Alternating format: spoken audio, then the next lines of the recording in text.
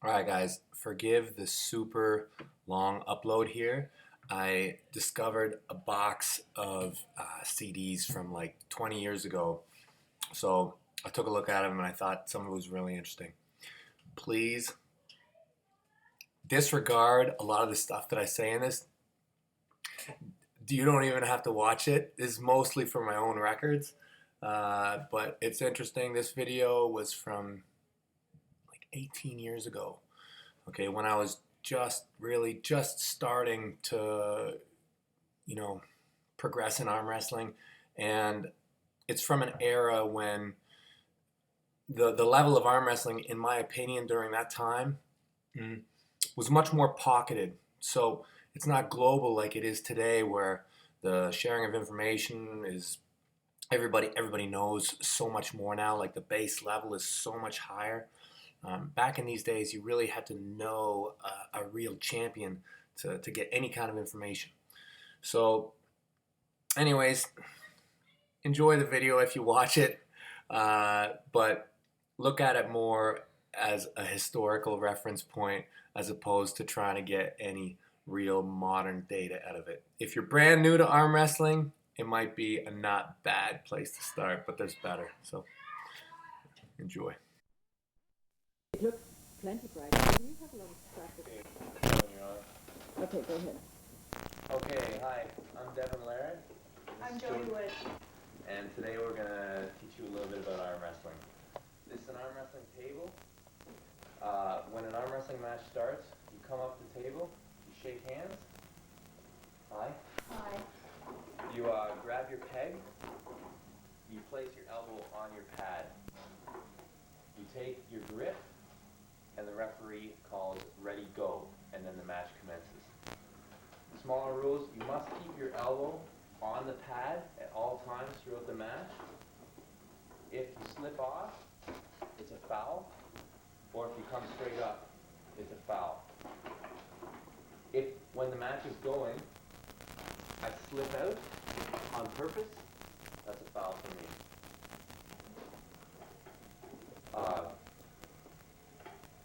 If I put myself into a dangerous position, as in looking away from my arm, that is a foul, and you should never ever do that. That's the way injuries are caused, that's the way you break your arm and wrist. So long as you always look at your hand in a match, you'll be fine and you won't get hurt. It only takes 2 pounds of back pressure to break your arm, to break someone's arm. So if you're ever in a dangerous position where you're looking away, it takes nothing to snap some bones, make it very painful.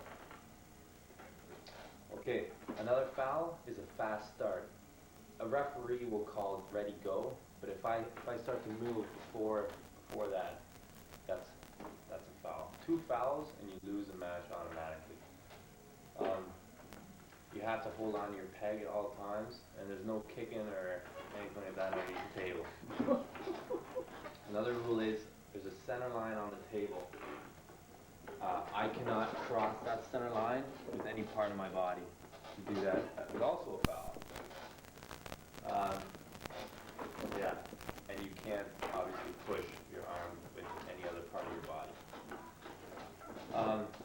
When you start the match, the hands have to be directly over top of the center line. Okay? Both thumb knuckles, these ones, must be showing on both opponents. Okay, show the hand again. These thumb knuckles here must be showing on both opponents. If it gets covered, I can say I can't see my thumb, and the referee will stop the match. And make me move my grip down lower. Yeah. So that Throughout the match? No, just the start. beginning. Okay.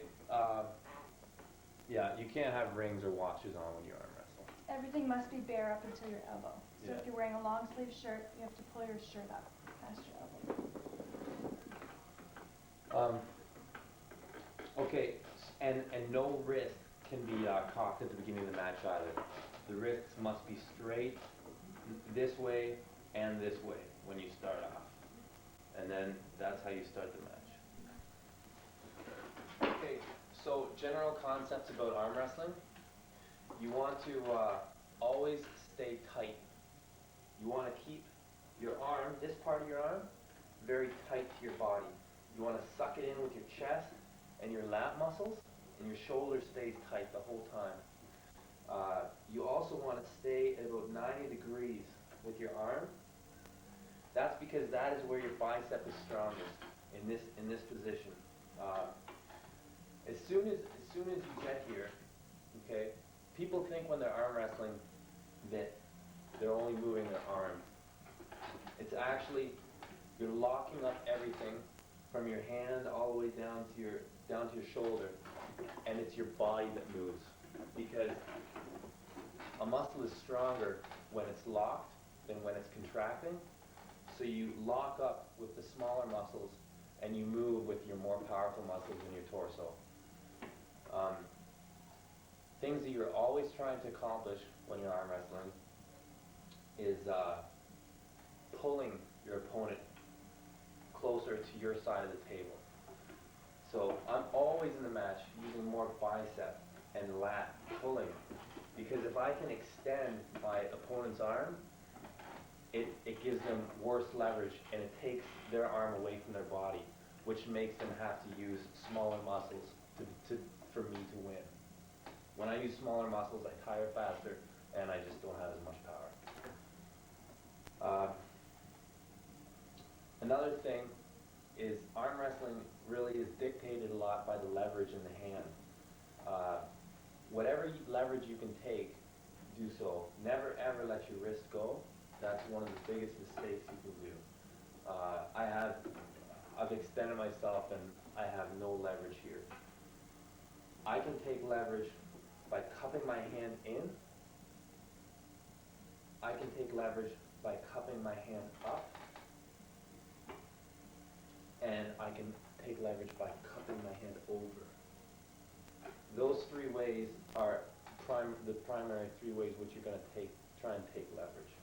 Okay, all the time. If you can cup in, cup over, or cup up, all the time take that. And once you have them, never let them go. In a match, you'll see a lot of times people pump, like pump that, pump it. See, she's getting me, but every time she lets up, I can fight back.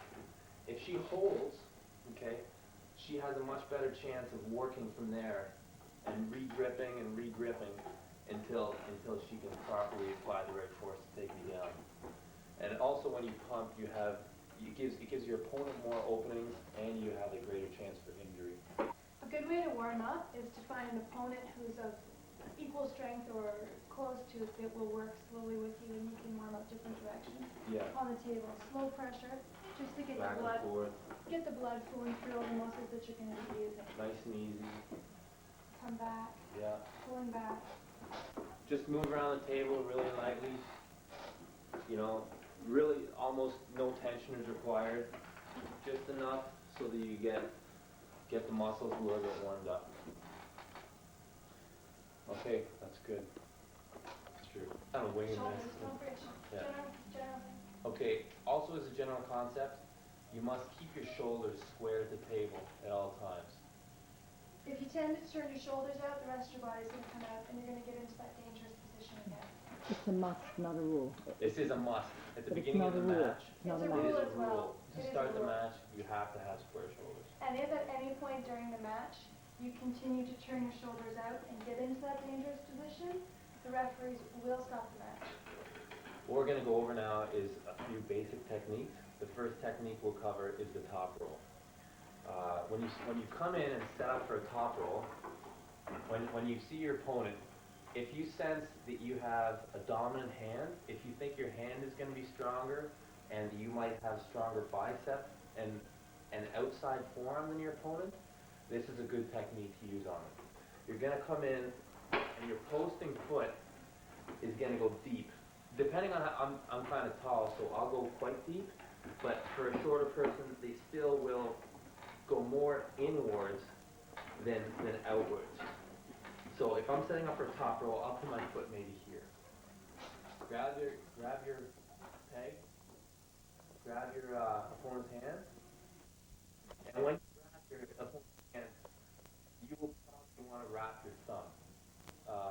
This will allow you to get a better grip on their thumb, And when you grip up, go as far around their hand as you can for more control.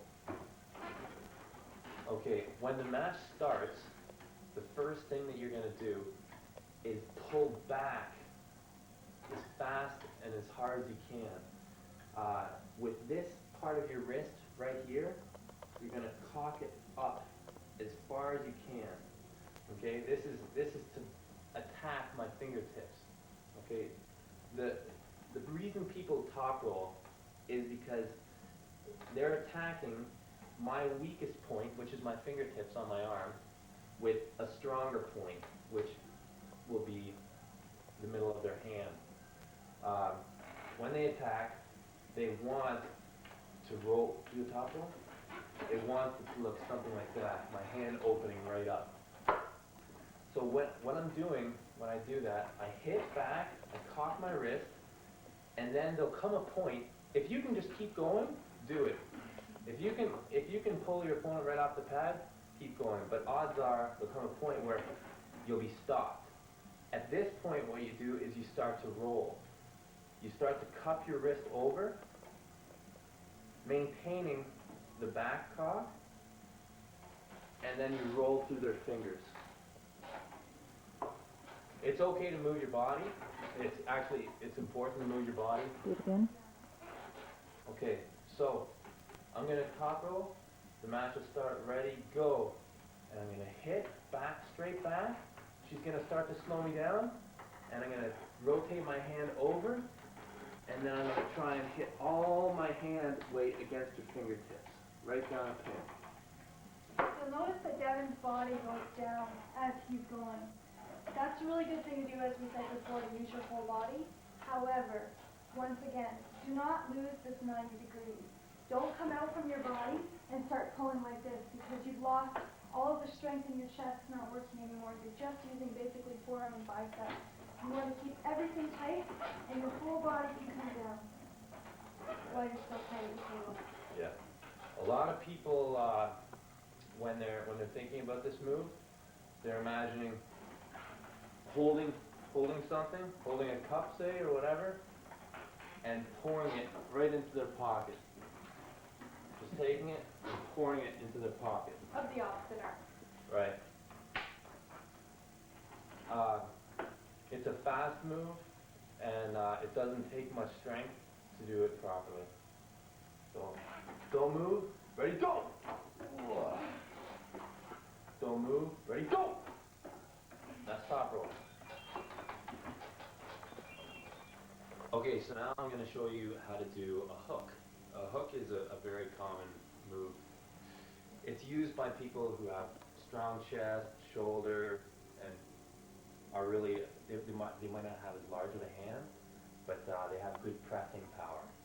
So if you see that in your opponent, you might be able to beat them in a hook, come up the table, you set up, and this time when you set up, you don't set up deep like in a top roll with your foot. You'll definitely set up a bit closer in, or maybe even on the outside of the pad, because you're going to be pushing this way instead of pushing back like in a top roll. You actually use the legs of the table Yeah, for some leverage, people come right up on a peg and will push like that, and that's completely or wrap their leg around. I like to go up just outside. It allows me more flexibility. So, come up. Always put your elbow on the pad before you take your grip. Yeah. Okay. So I'm going to set up kind of closer to my hand when I'm doing this, because I'm anticipating locking inwards like this, and I'm going to try in a hook to be hooking them over so much that I will be pulling in with my wrist. That my wrist will be in contact with my opponent's wrist, so that my hand will basically just be hooked in, locking them in from not really using their hand, and then it becomes a battle of the body here, like the wrist lock, so it takes out the hand really. So when the match starts, we hook in, and then using your body to drag over. Now you can push to there, or you can do a hook and you can drag it back also. Either one is good, but the motion of cocking the wrist in deep, and then just pulling to the side, that's the basic motion of the hook. So, don't move, ready, go! Don't move, ready, go! And that's your basic hook. Okay, how to win a match in arm wrestling. The most important thing, obviously, is that you take your opponent's arm, and I lost here, take him down to the pin line, okay? Any part of the hand, okay, including fingers or wrist, from the wrist to the tips of the fingers, anywhere that comes in contact with or below it in a parallel line constitutes a win. So this is a pin. Yeah. A pin is here. A pin is also here. Even though it's not between these two posts, it doesn't matter. It's the line that has to cross. Yeah. The imaginary line, which is here, has to cross at any part of the table. Or if you can get 2 fouls against your opponent. Somehow, the first foul, you get an elbow foul, and the second foul, well, she lets go on purpose. In a losing position. Yeah, then that's how you win. But when you're going in the match, and we're fighting, say I'm going top row, and I can't quite get her, and it's important that you hold on, and if you fiddle around with some other technique, try and work with your hand or something to try and get more power so you can apply your technique better. There are no rules really once the match gets going besides the ones we stated. You can move around the table. You can fiddle around your hand as much as you like. You can do anything you want with your wrist. It's all fair. You can pull with the other peg as much as you like. All these things can help you. But now I'll show you what a match might look like. But we'll need a referee.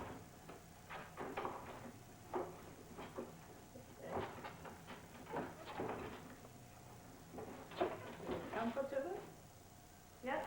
Straight in the middle line. Don't move. Ready, go!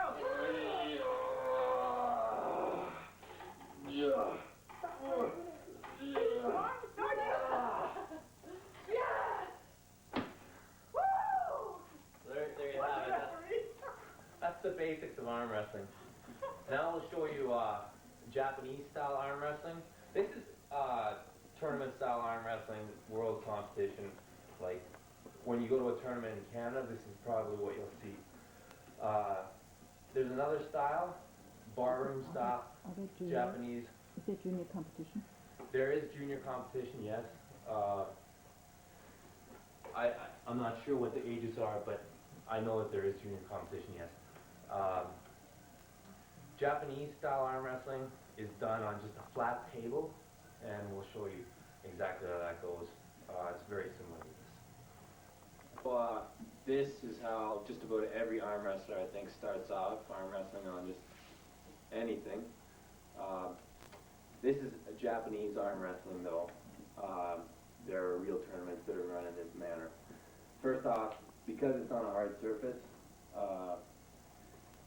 you really must put something on your elbow.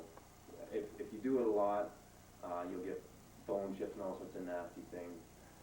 So just wear a jacket, or if you can get some kind of a warmer or anything. Scarf work too. Yeah, anything. It's perfect.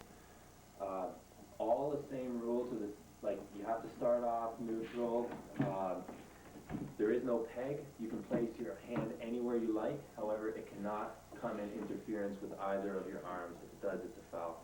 Most people just grab the outside of the table somewhere. No, it's standing. You can sit if you want to, but it is standing. When the matches go, same foul. If you come up, that's a foul. If you slip out, it's a foul. There is no center line on this table, though. I can do whatever I want with my body. I just can't come in contact with my opponent. The way you win in this, though, is slightly different. When I take my opponent down, there is no pin line. I have to actually make contact with some part of her hand or knuckles on the table. If I can pin her wrist, then that's a win, but just the way the arm goes, it's almost impossible to pin a person's wrist. Especially if you have something wrapped on a underneath table. it. Yeah, so either pin the knuckles or the hand. That's the one way to win. The other way to win is what makes Japanese arm wrestling so interesting, is if you pull your opponent all the way over to your side of the table and hold them there for 3 seconds. Their entire hand has to be clear from your side of the table. If you can hold them over your side for 3 seconds, you win. And those are the differences between Japanese and normal arm wrestling. This is a great sport, and it's, you can always get better at it. And I think it's the best sport out there. But when you do it, it's important to have fun, and friendly competition, you'll only improve. So enjoy. Okay, sorry, there's one more variant. It's called wrist wrestling, and it's just like a mixture of the two.